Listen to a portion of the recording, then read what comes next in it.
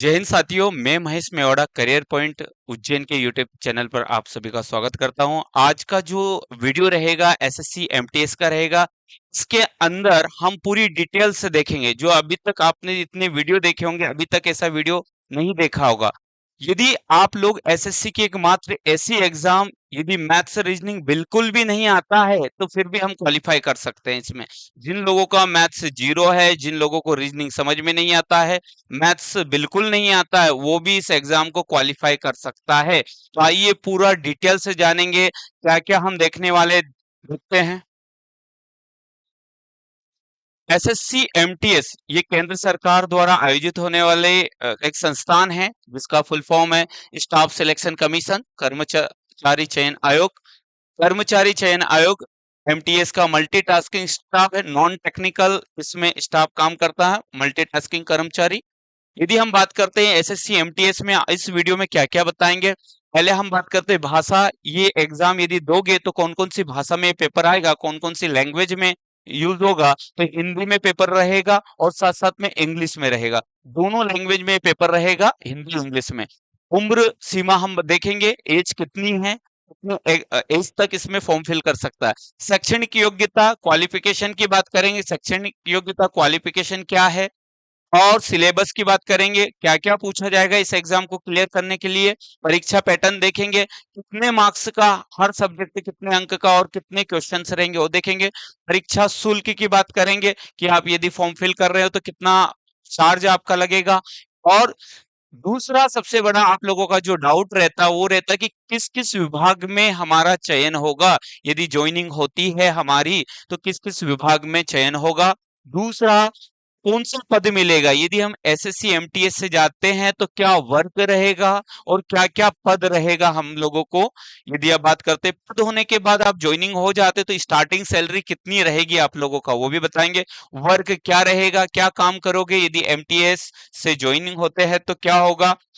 Physical हवलदार पद के लिए रहेगा, फिजिकल कांस्टेबल की भी पद एमटीएस के माध्यम से निकलती, जो एसएससी एमटीएस रहते हैं इनकम टैक्स ऑफिसर जो सीजीएल के माध्यम से उनकी हेल्प करते हैं, और कांस्टेबल हेड कांस्टेबल इसी एमटीएस से लगते हैं, वो भी हम बात करेंगे। कंप्यूटर आधारित परीक्षा है, 4 ऑप्शन रहेंगे। एम एमसीक्यूज इसमें रहते हैं, ऑब्जेक्टिव 4 ऑब्जेक्टिव रहेंगे, उसमें से आपको सही चुनना होगा। कंप्यूटर बेस्ड रहेगा पूरा पेपर, उसको हम देखेंगे।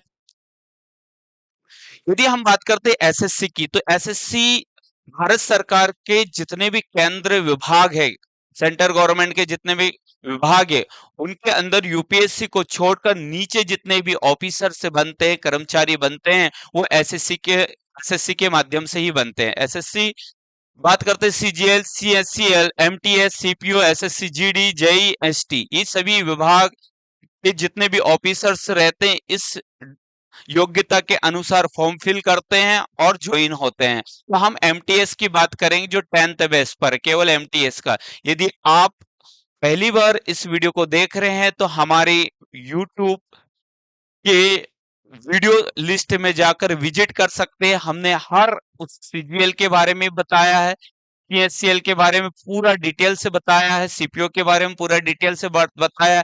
इस वाले वीडियो में केवल हम एमटीएस की बात करेंगे। एमटीएस ग्रुप सी है, पूरे भारत सरकार में 4 ग्रुप बांटे गए हैं, ए बी सी डी। यदि ये जो स्टाफ जो रहेगा ये ग्रुप सी लेवल के रहेंगे। एमटीएस ग्रुप सी के पदों पर भर्ती होने के लिए संपूर्ण भारत में आयोजित होने वाली प्रतियोगिता परीक्षा, पूरे सभी स्टेट में ये आयोजित होता है, सभी स्टेट के इसमें फॉर्म फिल कर सकते हैं। इस परीक्षा का उद्देश्य विभिन्न केंद्रीय विभागों, मंत्रालयों और कार्यालयों में विभिन्न पद पर भर्ती कराना रहता है। ये सभी पद के लिए बताया गया। आगे देखते हैं। यदि आप एमटीएस की वैकेंसी देखा जाए सभी पदों में से, यदि मैंने कहा इन सभी में से देखा जाए, सीजीएल की बात करें, सीएससीएल की बात करें, सीपीओ, जीडी, जेई, एसटी, यदि जो हर साल आती है, हर साल जीडी आती है लेकिन 2 साल में आती है, लेकिन हर साल जो सबसे ज्यादा पद जो निकलते हैं वो एमटीएस में निकलते हैं सबसे ज्यादा। तो हम इसका देखते हैं, उम्र कितनी उम्र वाले इसके फॉर्म फिल कर सकते हैं। यदि हम योग्यता की बात करते हैं तो 10th पास, और उम्र की बात करते हैं तो एज एज रहेगी 18 वर्ष होना चाहिए। आप जब एग्जाम फॉर्म फिल करने जाओ या करते हो तो आपकी उम्र 18 वर्ष होना चाहिए। साथ साथ में अधिकतम उम्र 25 वर्ष, तो हम कह सकते हैं जनरल कैटेगरी का कैंडिडेट या स्टूडेंट मिनिमम 18 वर्ष और मैक्सिमम 25 ईयर होना चाहिए। यदि आप ओबीसी से बिलोंग करते हो तो आपकी 18 ईयर से मिनिमम होना चाहिए और 28 ईयर्स आपकी मैक्सिमम होना चाहिए, अधिकतम होना चाहिए। 18 से यदि एससी एसटी की बात करते हैं तो 18 से 30 वर्ष आपकी मिनिमम 18 वर्ष, अधिकतम 30 वर्ष आपकी उम्र होना चाहिए। लेकिन एमटीएस में एक और पद निकलता है मल्टीटास्किंग के साथ साथ हवलदार का पद, कांस्टेबल का पद, उसके लिए अलग उम्र सीमा दे रखी है। हवलदार और कुछ एमटीएस पद की उम्र सीमा, हवलदार और कुछ एमटीएस पद की उम्र सीमा हम जानते हैं, देखते हैं। 18 से 27 वर्ष जनरल कैटेगरी, यदि आप हवलदार या कांस्टेबल ज्वाइन करना चाहते हो, जो सबसे बेस्ट जॉब एमटीएस में हवलदार की है, कांस्टेबल की है। और दूसरा, यदि 18 से 30 वर्ष आप ओबीसी से बिलोंग करते तो फॉर्म फिल कर सकते हो। यदि आप एससी और एसटी से बिलोंग करते हो तो 18 से 33 वर्ष तक आप फॉर्म फिल कर सकते हो एमटीएस हवलदार और एमटीएस पद के लिए। हम योग्यता की बात करते हैं, शैक्षणिक योग्यता केवल 10th पास होना चाहिए। आपका परसेंटेज इसमें मायने नहीं रखता, केवल आप पास होना चाहिए।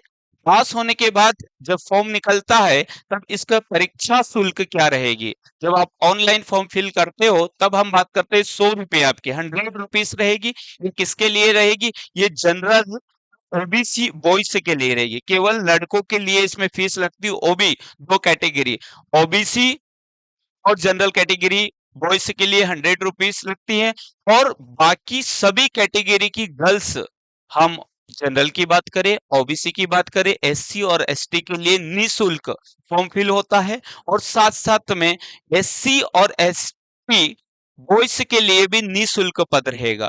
ऑल कैटेगरीज गर्ल्स और एससी एसटी बॉयज के लिए निःशुल्क फॉर्म रहता है। यदि एग्जाम नोटिफिकेशन आता है तो फॉर्म फिल करते समय आपका फ्री ऑफ कॉस्ट आपका फॉर्म फिल होगा। बात करते हैं आगे सिलेबस की, परीक्षा पैटर्न। यदि आप लोगों ने फॉर्म फिल कर दिया, फॉर्म फिल करने के बाद आप एग्जाम देने जाओगे तो जो एग्जाम होगी कंप्यूटर बेस्ड रहेगी, ऑनलाइन एग्जाम होगी, जिसके अंतर्गत लैंग्वेज की बात करें तो हिंदी इंग्लिश दोनों में पेपर आएगा। यदि हम इसको दो भाग में बांट सकते हैं, भाग 1 और भाग 2 में, तो भाग 1 में क्या होगा, सब्जेक्ट प्रश्न अंक समय जो रहेगा, मैथ्स रहेगा और रीजनिंग रहेगा। तो कहोगे मैथ्स और रीजनिंग नहीं आता है तो फिर क्या करें, इसमें तो आया है। तो आप देख सकते हैं क्या है। मैथ्स के जो क्वेश्चंस रहेंगे 20 क्वेश्चंस रहेंगे। एक क्वेश्चन 3 मार्क्स का रहेगा तो आपका 60 अंक का रहेगा। और इधर 20 प्रश्न रहेंगे, 60 अंक रहेंगे। तो कुल मिलाकर 40 क्वेश्चन आपके पास मिलेंगे, मैथ्स और रीजनिंग के 40 क्वेश्चंस और 120 मार्क्स आप लोगों को। जो समय अवधि रहेगी, टाइम ड्यूरेशन जो रहेगा वो 45 मिनट रहेगा, 45 मिनट को मिलेगा मैथ्स और रीजनिंग के लिए। बात यह है एमटीएस मात्र एक ऐसी एग्जाम जिसमें क्वालिफाई, और इसमें माइनस मार्किंग भी नहीं है। आपको 40 क्वेश्चन करना है जिसमें माइनस मार्किंग भी नहीं है, मतलब सभी क्वेश्चन अटेम्प्ट भी करोगे तो आपका नेगेटिव मार्किंग नहीं होगा। सबसे बेहतर ये बात है। तो यदि हम बात करते हैं मैथ्स रीजनिंग, नेगेटिव मार्किंग नहीं है, यहाँ परीक्षा केवल क्वालिफाइंग है, इसके नंबर भी नहीं जुड़ेंगे, केवल आपको क्वालिफाई करना है। आपको कितने क्वेश्चन करना, आप चाहे 20 के 20 करो या जो क्वालिफाई करो, बात बराबर रहेगी। तो बात हम बात करते हैं जनरल कैटेगरी को 30%, अर्थात केवल 12 क्वेश्चन आपके सही होना चाहिए। और ओबीसी के लिए और ईडब्ल्यूएस, ओबीसी और ईडब्ल्यूएस के 25% अर्थात 10 प्रश्न आपका सही होना चाहिए। एससी एसटी 20% अर्थात 8 प्रश्न आपका सही होना चाहिए। तो साथियों, यदि आप लोग मैथ्स रीजनिंग तुक्का भी लगाते हो, आपको बिल्कुल नहीं आता है, तो 40 क्वेश्चन में से आपके 12 क्वेश्चन तुक्के में भी सही हो सकते हैं जनरल कैटेगरी। और ओबीसी के लिए 10 क्वेश्चन तुक्के में सही हो सकते हैं। अर्थात रीजनिंग ही आपने पढ़ चुके हैं। यदि आप लोगों ने रीजनिंग ही पढ़े, 20 में से 12 क्वेश्चन भी सही हुए हैं, तो आप लोग इसमें क्वालिफाई कर सकते हैं। तो कहने का मतलब जिन कैंडिडेट, जिन विद्यार्थियों को मैथ्स से डर है, रीजनिंग से डरे, बिल्कुल नहीं पढ़ा, जीरो जिनका आता है वो भी इसमें क्वालिफाई कर सकते हैं, क्योंकि एक माइनस प्लस करना तो आता है, बाकी माइनस मार्किंग नहीं है। 40 क्वेश्चन में से आप सभी क्वेश्चन अटेम्प्ट करना है। जब सभी क्वेश्चन अटेम्प्ट करोगे तो प्रोबेबिलिटी के अकॉर्डिंग 1/4 10 क्वेश्चन तो आपके सही हो जाएंगे, एक दो क्वेश्चन आप रीजनिंग के करोगे तो आप बिल्कुल इसको क्वालिफाई कर दोगे। ये क्वालिफाई पेपर था। अब हम भाग 2 की करते हैं, पार्ट 2 की बात करते हैं।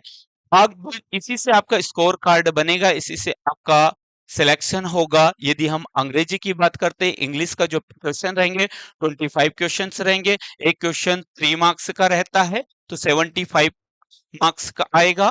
25 क्वेश्चंस रहेंगे जीके जीएस के अंदर, जिसके अंदर जनरल साइंस एक हम कह सकते हैं जीके के सभी टॉपिक्स आएंगे जो मैं बताऊंगा। क्वेश्चन आपके 3 मार्क्स का रहेगा तो 75, अर्थात आपको जो क्वेश्चंस क्वालिफाइंग मेरिट लिस्ट बनेगी वो 50 क्वेश्चन में से बनेगी। 50 क्वेश्चन 150 मार्क्स का बनेगा। इनको सही करने के लिए आपको जो समय रहेगा 45 मिनट रहेगा। 45 मिनट, इसमें नेगेटिव मार्किंग रहेगी। एक क्वेश्चन आपका गलत होता है तो 0.33 का माइनस हो जाएगा।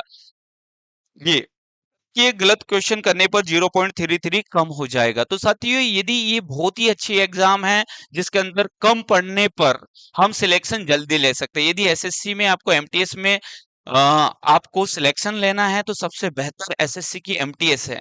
यदि स्टार्टिंग में आपको जल्दी ही ज्वाइनिंग करना है तो केवल अंग्रेजी और जीएस के ऊपर कमांड करना होगा। आपके ग्रामर पूरा अच्छे से आना चाहिए। वो सिलेबस भी देखेंगे हम क्या क्या पूछा जाएगा, आगे देखते हैं। कांस्टेबल हवलदार कि कौन से पद पर जाएंगे, तो कांस्टेबल सीबीआईसी सीबीएन के पद पर जाएंगे। विभाग कौन सा मिलेगा, केंद्रीय अप्रत्यक्ष कर एवं सीमा शुल्क बोर्ड रहेगा। जितने भी ऑफिसर्स है, आप लोगों ने देखा होगा जीएसटी ऑफिसर्स जो इनकी हेल्प करते हैं, इनके साथ जो रहते हैं, तो स्टेट गवर्नमेंट के कांस्टेबल नहीं रहते, वो खुद के सेंटर गवर्नमेंट के रहते हैं। और सेंटर गवर्नमेंट के जो रहेंगे वो एमटीएस के माध्यम से ज्वाइन होती है। तो हम कह सकते हैं कि विभाग में केंद्रीय अप्रत्यक्ष कर एवं सीमा शुल्क बोर्ड अतः centre board, indirect taxes and custom में आपकी ज्वाइनिंग होगी। दूसरा सीबीएन के नाम से रहेगा, सेंटर ब्यूरो ऑफ नारकोटिक्स, केंद्रीय नारकोटिक्स ब्यूरो में centre board of custom and excise double हो चुका है। तो कुल मिलाकर ये आप इस डिपार्टमेंट में आप कांस्टेबल हेड कांस्टेबल रहेंगे। यदि आप जैसे ही ज्वाइनिंग होते हैं आपकी सैलरी 27,000 के आसपास होगी। जो सैलरी की बात करते हैं हम, तो 27,000 रुपए आपकी स्टार्टिंग में सैलरी मिलेगी। बात आगे करते हैं। ये बहुत ही अच्छी जॉब है, एमटीएस की सबसे बेस्ट जो जो जॉब है वो कांस्टेबल की है। कम मेहनत करें और ज्वाइनिंग ले, मेहनत करें और ज्वाइनिंग ले। अब इसका फिजिकल भी देख लेते हैं। यदि हम हवलदार के लिए, केवल हवलदार यदि पोस्ट फॉर्म फिल करा है तो उसमें फिजिकल होगा। फिजिकल के लिए आप ऊंचाई, यदि आप बॉयज है, ये बॉयज का है, ये गर्ल्स का है। तो बॉयज की हाइट 157 सेंटीमीटर होना चाहिए, लगभग हम कह सकते हैं 5 फीट के आसपास होगी। और गर्ल्स की 152 सेंटीमीटर होना चाहिए। हाइट होने के बाद आपका बॉयज का चेस्ट नॉर्मल 81 सेंटीमीटर नॉर्मल होना चाहिए, फुलाने पर 5 सेंटीमीटर फूलना चाहिए तो 86 सेंटीमीटर होगा। गर्ल्स का चेस्ट मेजरमेंट नहीं होता है। दौड़ की बात करते, रनिंग की बात करते, तो आपको 1600 मीटर दौड़ना है। 1600 मीटर दौड़ना है 15 मिनट में, जो काफी समय मिलता है। सोचिए 1600 मीटर डिफेंस सेक्टर में 5 मिनट से भी कम मिलता है, 5 मिनट के आसपास ही मिल सकता है, बोल सकते हैं। वो 1600 मीटर आपको तो 3 गुना दे रहे, 15 मिनट में आराम से आप, आराम से हर कोई रनिंग निकाल सकता है। दूसरा गर्ल्स की बात करते हैं, 1000 मीटर मतलब 1 किलोमीटर आपको 20 मिनट में चलना। साथियों, ये पैदल भी चले ना 20 मिनट में तो हम पार कर सकते हैं। रनिंग तो दूर, हम तेज स्पीड में भी चले तो 1 किलोमीटर 20 मिनट में पार कर सकते हैं। तो बहुत इजी फिजिकल है, हम कर सकते हैं। वजन की बात करते हैं तो 50 केजी बॉयज में वजन होना चाहिए, और गर्ल्स की बात करते हैं तो 48 केजी गर्ल्स में होना चाहिए। बात करते हैं एमटीएस, वो हवलदार की बात हुई थी। अब एमटीएस में कौन कौन से डिपार्टमेंट में आपकी जॉब लगेगी, यदि आप ज्वाइनिंग होते हो तो किस किस डिपार्टमेंट में होते हैं। तो जितने भी भारत सरकार द्वारा केंद्रीय विभाग कार्यालय मंत्रालय होते हैं, उनमें जो सबसे छोटी पद पोस्ट होती है वो एमटीएस के माध्यम से जाते हैं। तो आप ये तमाम डिपार्टमेंट है, centre secretariat, centre board of direct taxes, centre board of excise and customs, press information bureau, department of science and technology, department of telecommunication, comptroller and auditor general, ministry of defence और labour bureau, ministry of external affairs. ये और भी department ही, इन सभी department में आपकी post joining होगी। आप किस पर रहोगे वो भी हम बात करते हैं। इन डिपार्टमेंट के अंदर आपको किस किस पद पर रहोगे, तो बात करते हैं हम पोस्ट की। पोस्ट पद सैलरी की बाद में देखते हैं।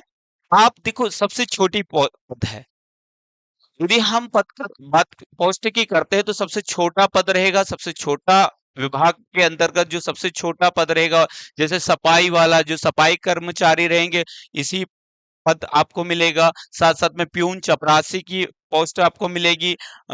ये दफ्तरी फाइल मैन, जो ऑफिस के अंदर फाइल का लाना ले जाना करता है, कलेक्टर ऑफिस से लेकर सभी जितने भी ऑफिस केंद्र सरकार के हैं, उसके लिए फाइलमैन बन सकते हैं। कनिष्ठ प्रचारक, इन सभी के ऊपर लीडर आप तौर पर जाने जाओगे। और ऑपरेटर के रूप में भी आपको पद मिलेगा। जमादार, आप देख रेख के तौर पर भी आपको मिल सकता है। चौकीदार, देख रेख, बाहर का ऑफिस वर्क का आपको चौकीदार वाला मिलेगा। और गार्डन के लिए जो माली रहता है, सफा माली, वो पद आपको मिलेगा। और भी इसमें और भी पद है जो तमाम इस छोटे पद मिलेंगे, और इनकी जो सैलरी स्टार्ट होती है 18,000 से लेकर 22,000 के बीच में। जैसे ही आप ज्वाइनिंग होते हो तो 18,000 रुपए आपकी सैलरी स्टार्ट होती है, कुछ पद के लिए 22,000 है। 5 साल के बाद आप लोगों का प्रमोशन हो जाता है, जो आप काम कर रहे हो आपके नीचे और भी लोग आ जाते हैं, उनके अधीन उनसे काम करवा सकते हो, तो बहुत अच्छा। यदि आप लोगों के पास कुछ नहीं हो रहा है तो बेहतर है कि गवर्नमेंट जॉब आसानी से हम इसके माध्यम से पा सकते हैं, और साथ साथ में आगे कंटिन्यू पढ़ाई करके जो आप चाह रहे हैं आपका गोल कर सकते हैं। आगे देखते हैं। अब साथियों हम सिलेबस की बात करते हैं कि इस एग्जाम को निकालने के लिए क्या क्या सिलेबस पढ़ना होगा। तो बात करते हैं हम सिलेबस की। तो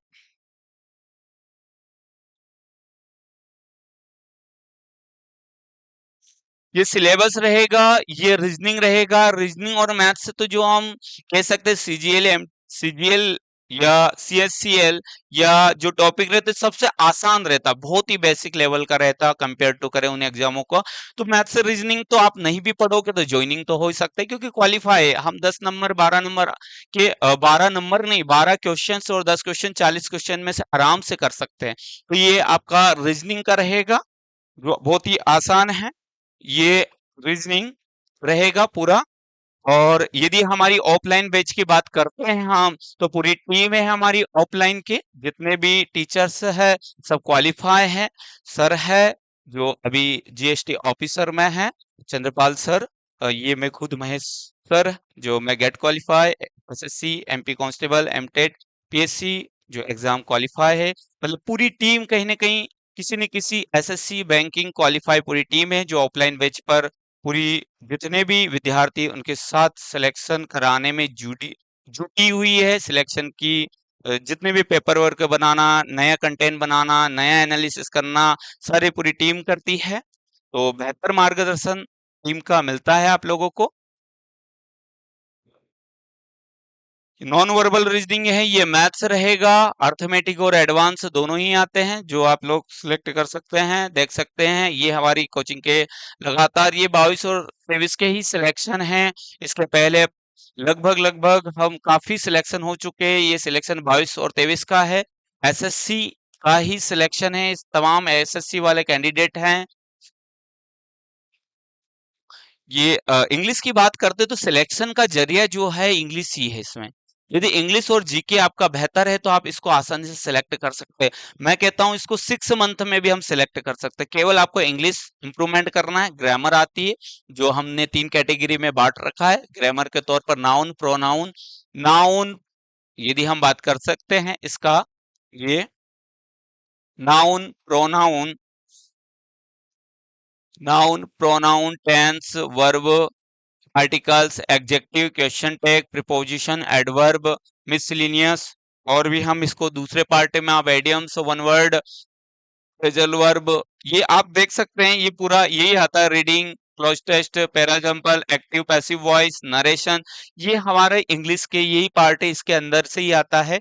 और दूसरा हम जीके की बात कर लेते हैं। जीके में हिस्ट्री जो इतिहास है, भूगोल ज्योग्राफी है, भारतीय राज्य व्यवस्था जो पॉलिटी है, अर्थशास्त्र जो इकोनॉमिक्स है, और साथ साथ में हम भौतिक विज्ञान जो फिजिक्स है, रसायन विज्ञान जो केमिस्ट्री है, जीव विज्ञान जो बायोलॉजी है, ये साथियों ये और स्टैटिक जीके सबसे ज्यादा काम आता है। स्टैटिक जीके, मिसलिनियस, ये सबसे ज्यादा है।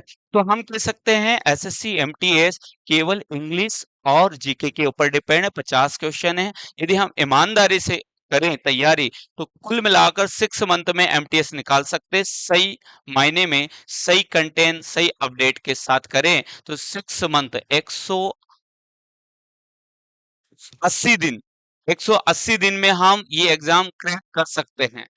यदि हम बात करते हैं, यदि आप लोगों को एमटीएस से जितने भी डाउट है, यदि तो हमारे ये कॉलिंग नंबर है, आप कॉल कर सकते हैं दोनों नंबर पे।